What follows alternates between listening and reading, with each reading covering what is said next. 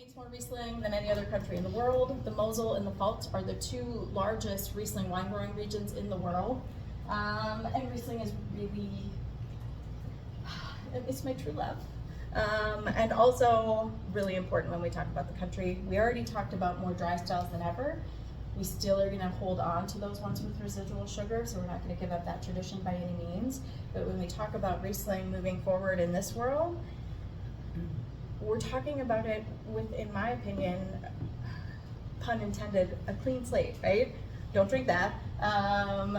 But a clean slate in that it's a crisp, refreshing, dry white wine that from region to region can taste really different. Someday we'll do a whole Riesling masterclass and you'll cry, you'll be so happy. Loves a cold climate. They think that it is native to Germany, first documented on Riesling's birthday. So if you follow me on Instagram, I'm always like, happy birthday, Riesling! On March 13, 1435, it was in a Rheingau sales ledger. Mosel Pfalz, all kinds of styles, from sparkling, bone dry, to lusciously sweet, everywhere in between, endless pairings, amazing aging potential.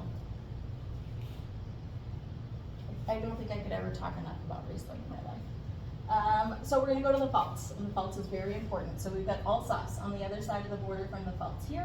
We've got the Vosges, which is what these mountains are called in France, and the Hart Mountains here. Gives us this beautiful rangeland on the Pfalz. So it is sunny, it is dry, and it is warm. They grow a lot of different grapes. Riesling is number one, of course. Their style is it's a bold style. The Pfalz makes a very bold style wine, which I think you probably tasted in the Von Buhl, right? There's a lot of ripeness and richness there. And certainly this next wine is the Pfeffingen Dry Riesling. Although again, I think you guys are gonna be working with the 21, not the 22, I'm pretty sure. But you will catch the idea. The 21's in a really lovely spot. So we're moving forward with that 21 vintage. But there's like a lot of sunshine going on here. It is very flavor forward. It is very bright. This is spring, summer day. And Riesling is just gonna work with so many different things. Do we have? Yeah, I think we'll have enough there. It's coming from Pfeffingen, which is a producer that you guys have done so well with their Scheurebe. This is also why we really wanted to focus on the Riesling, because you're all crushing it with this Scheurebe. This is Jan's #1 market for this wine. He's always like, what's going on in Minnesota, Amy? Yeah. So thank you for that. Love the Scheurebe. And this isn't open, but we could certainly taste it if you want to. This is Jan Eimile. They are located in the middle of the Pfalz, outside the village of Einstein. Very historic property. Romans were on that particular stretch of property. Pfeffingen is focused on Riesling for the most part. There are some chalky limestone soils. They've got some Weissburgunder, Scheurebe, Pinot Noir as well. And for all of you that came to the show 2 weeks ago, we showed that beautiful red Riesling, which you're going to see out in the market now, and people lost their minds about it.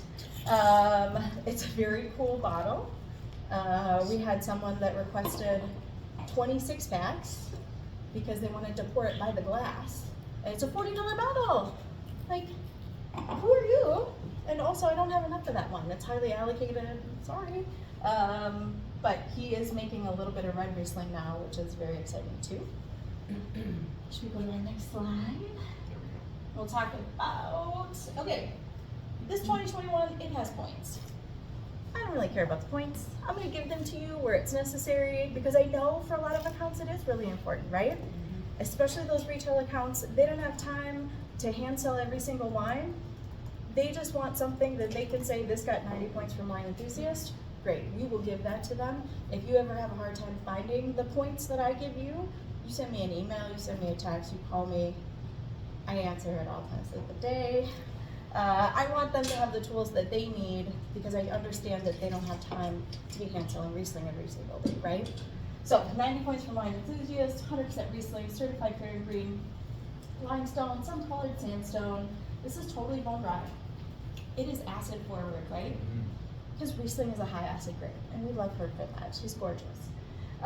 White peach, citrus, yellow apple, and on the whole, Pfalz Riesling tends to be a little bit more bold, a little bit more showy, and certainly more intense. We are flavor forward here, and that is part of the reason why I think Gen Z is like, give me that dry Riesling, because there is a lot going on. And pairings are like endless for the rest of our lives. I will tell you, if you've never had, Riesling's got all these beautiful citrus characteristics. If you have never poured, I mean, you could even do sweet, but I prefer dry Riesling on a raw oyster shell instead of squeezing that lemon. Let me give that to you as a special gift, because if you love raw oysters, dry Riesling is like 1,000,000% the thing for raw oysters, like Chablis, whatever, Champagne, blah, Riesling. I love those things too, in all fairness. They both have acid. I love them too. And I don't want anyone to ever, don't give this to anyone that I say, oh, champagne. I also love champagne. Yeah, I know. No one will give me champagne ever again. And if I weren't selling German wine, that would be the thing. Oysters, shrimp cocktails, seared scallops. I've had this with grilled octopus, which was amazing. And I'm always going to say charcuterie, sausages, pork chops, because Germany, right?